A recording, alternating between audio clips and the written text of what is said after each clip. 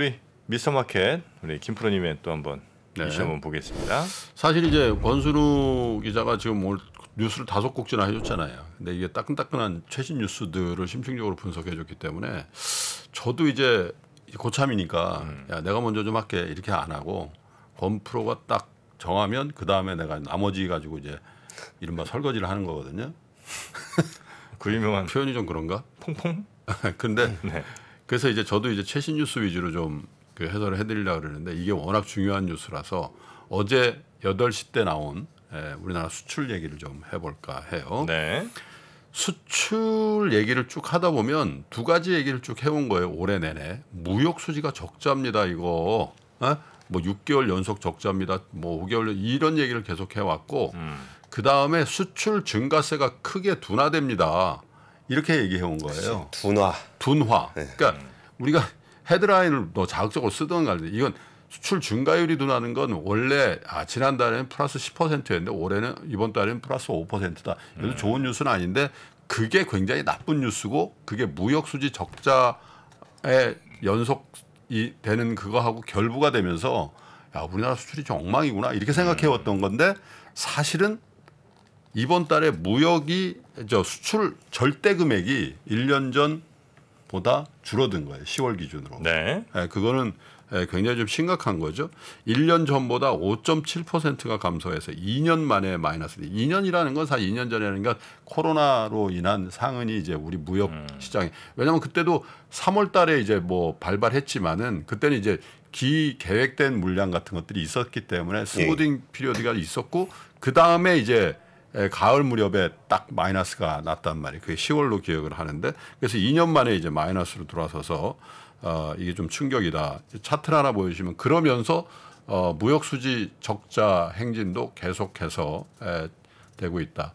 자, 올 들어서 1월 달에 49억 달러 적자였는데 2월, 3월에 저런 뭐라 그래 기만장 살짝 8억 0.5 그러니까 3월 달은 뭐 의미가 없고요.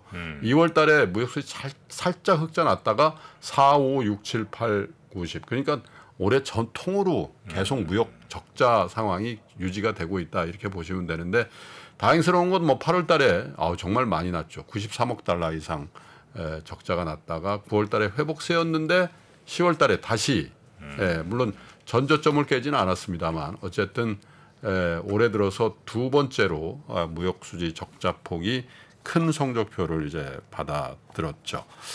그래서 이게 뭐 전반적으로 보면 저렇게 수출이 안 좋고 저 무역 수지 적자가 났다는 건 수출이 줄어서 그런 거예요. 네. 수출이 줄었는데 여러 가지 이유가 있습니다만은 우리나라 대표 수출 효자 종목이 반도체잖아요. 주요 품목별 10월 수출 증감률을 한번 차트로 보여주시면 반도체가 보시면 저기 17%가 마이너스가 났습니다. 근데 저게 절대 금액이 중요한 게 아니라 저건 이제 17%지만 절대 금액으로 가장 많이 준 건 당연히 반도체겠죠. 왜냐하면 반도체 수출 워낙 크니까. 근데 율로 보면 뭐 컴퓨터는 뭐 37%, 석유화학 왜? 컴퓨터가 뭐예요? 컴퓨터가 뭐라? 컴퓨터? 와 이제 중학교 때 어디 학교에 써있던 컴퓨터 우리 그 컴퓨터 나 좀 진지하게 하려고 그래요. 그렇습니까? 네? 알겠습니다. 진지하게 자꾸 자극하지 마세요. 네네. 컴퓨터. 네. 다시 좀 띄워주셔야죠. 네, 많이 줄었죠. 외우겠습니까? 네. 37%, 그다음에 석유화학 25%, 가전 22%, 철강 20, 섬유 19, 바이오 반도체 17에 디스플레이, 무선통신, 일반기기. 저 하나 빠진 게 뭐가 빠져 있을까요? 주요 한두 개 한번 생각해 보십시오. 빠진 거? 자동차? 자동차 또 철강 있구나. 조선. 저런 정도를 빼고는 다 줄었다라는 얘기입니다. 네네네. 그리고 이제 가장 큰 게 이제 반도체란 말씀을 드렸고 그러니까 그다음이 이제 컴퓨터 37은 이게 워낙 규모가 얼마 안 돼가지고 큰 의미가 없는데 반도체 17이 정말 큰 것 같아요. 저게 아픈 대목이죠.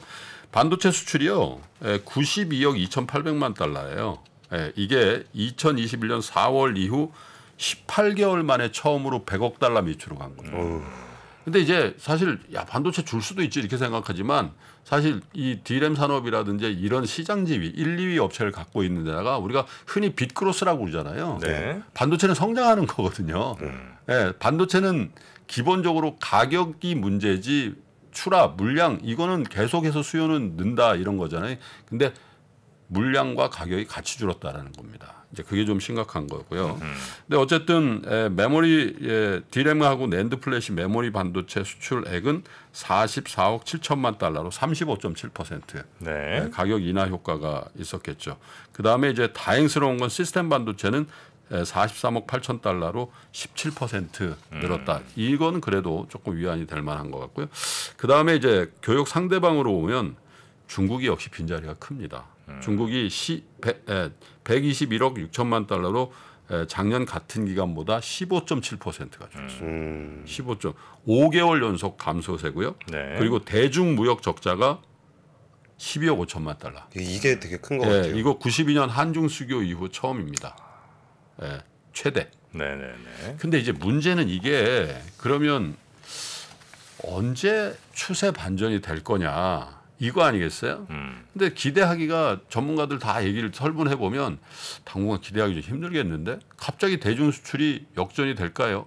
혹은 지금 모든 금융 전문가들 또 조사기관들이 내년에 리세션이 오는데 그 리세션도 마일드하거나 쇼텀이 아닐 가능성이 있다라고 그렇죠. 하잖아요. 예.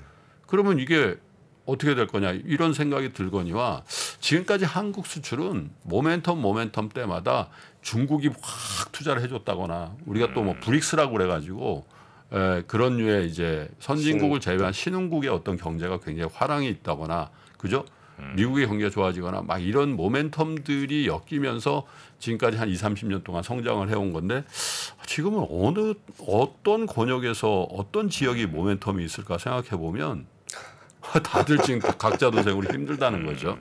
그래서 수출에 관련된 전망이라는 게 쉽게 역전을 하기가 쉽지 않다 이런 이제 걱정들이 나오는 거죠. 근데 연원을 보면 이런 것 같아요. 사실 펜트업 디맨드란 말을 우리가 2020, 2021년도까지 썼죠. 네. 보복 소비라는 건데 그 보복 소비의 대상이 뭐였냐 생각해 보셔야 돼요. 재화 소비였죠. 예, 내부재. 예. 컴퓨터 사고 뭐 또 뭐 가구 사고 TV 사고 냉장고 사고 차 사고 그래가지고 공급 부족이 된 거잖아요. 그래서 인플레이션이 온 건데 그때도 그런 얘기 했었습니다.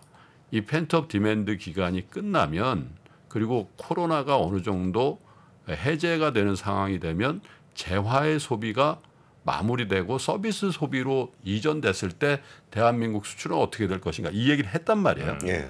근데 그게 불경기와 같이 와버린 거죠.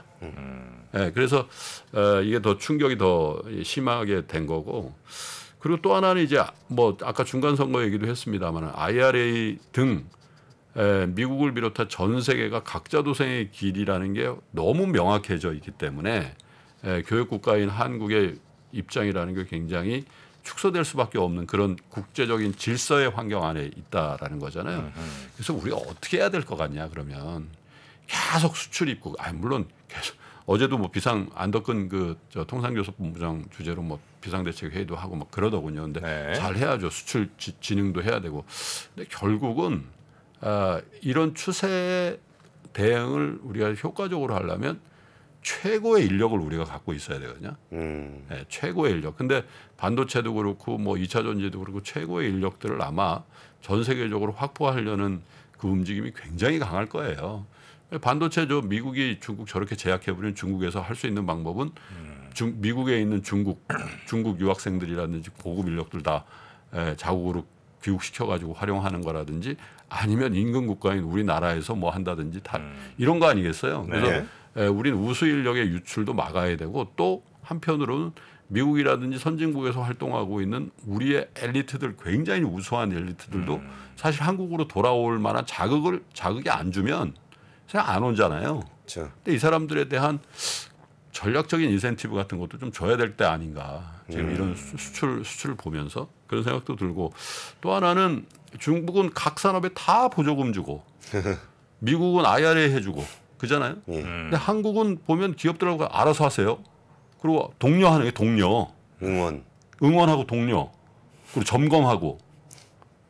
이럴 땐가를 생각해봐야 돼요. 우리도 전략적으로 니네들이 이렇게 하면 우리도 이렇게 보조금 주고 뭐 근데 그게 이제 대중소기업 간의 어떤 갈등 구조에서 뭐 대기업 도와주냐 이런 이제 문제가 있어서 그런 스탠스가 나올 수도 있는데 어쨌든 지금은 저렇게 줄어드는 수출과 무역 수지 적자의 확대를 보면서 그냥 독려해서 되는 문제인지 그죠? 과감한 산업 정책 측면에서 지금 금융시장이 워낙 위급하고 뭐 그런 부분도 있습니다만은 저게 추세로 굳어지면 그만큼 역전하기 힘들고 이제 타성에 젖어가지고 우리는 원래 역조국이야 이렇게 네. 돼버리는 순간 우리 경제의 활력은 굉장히 크게 훼손될 수가 있다라는 각별한 생각을 좀 해야 될 거 아닌가 그런 생각이 좀 들었습니다. 네. 저는 그 주말에 그 정프로님이 그 서울대 국제대학원 조영남 부원장님 인터뷰하신 거 방송 나갔잖아요. 근데 그거 보면서 그러니까 조금 좀 기대가 됐던 부분들은 아까 제가 정치 이벤트 관련한 얘기들 좀 했을 때 이 정치 이벤트가 또 끝나고 나면은 그 다음에 또 정책이 좀 달라지는 측면이 좀 있잖아요. 네. 그러면서 뭐 중국은 그 조영남 부원장님이 해주셨던 얘기 중에 중국은 그 코로나19 동안 돈을 많이 안 풀었다. 뭐 그리고 지금 경기가 너무 안 좋다. 네. 그래서 좀 부양을 할 수밖에 없는 상황이 될 거다라고 해서 중국이 좀 부양이 나와주면 그러면 우리나라의 대중 수출도 좀 늘어날 수도 있지 않을까. 그리고 우리나라 중간재가 많이 들어가잖아요. 메모리 반도체도 그렇고. 그래서 거기에도 조금 일말의 기대를 해볼 수 있는 게 있지 않을까라는 생각이 좀 들었습니다. 이것도 굉장히 재밌더라고요. 정프로님 진행 잘 해주셔가지고 한번 좀 보시면 좋을 것 같습니다. 네, 그 조영남 부원장 뭐 워낙 유명하신 분이고 네. 그 아마 뭐죠 그 차이난 클래스라든지 뭐 네. EBS 등등 여러 뭐 콘텐츠에도 나오셨던 전문가신데 하여튼 중국 정치 관련된 중국에 대한 우리의 지금 시각들을 굉장히 정확하게 네. 예, 알려주시는 그런 콘텐츠 있으니까요. 한번 검색 뭐 저희 그 영상 아래 보면 쭉 이렇게 저희 다른 영상이 있으니까 한번 봐주셔도 좋을 것 같습니다. 자, 우리 권순우 팀장과 함께한 뉴스3 플러스 요 정도로 정리하고요. 권 팀장님은 내일 뵙겠습니다. 고맙습니다. 네, 감사합니다. 저희 3프로TV가 우리나라에서 가장 많은 데이터를 분석하는 송기령 부사장과 함께 미래대학 강의를 선보인 지가 벌써 1년이 지났습니다. 대기업의 임원진들과 기관의 큰 프로젝트로만 제공되던 깊이 있는 통찰을 최초로 온라인을 통해서 공개했었는데요. 여러분들이 보내주신 다양한 피드백을 바탕으로 한층 더 업그레이드해서 다시 돌아왔습니다. 3프로TV 미래대학 확장판. 현상은 벌어진 거고 함의는 그 안에 들어있는 이유란 말이죠. 예측 그러셨는데요. 예측이 아니라 이해입니다. 그렇게 가게 돼 있어요. 누구보다 먼저 사회 변화를 포착하고 자신만의 전략을 수립하시는 귀한 시간이 되실 겁니다. 11월 7일까지 구매하시는 모든 분들께는 송기령 부사장과 함께하는 토크 콘서트 참석의 기회를 드리겠습니다. 영상 하단의 링크를 클릭하시거나 네이버에서 3프로TV를 검색해 주세요.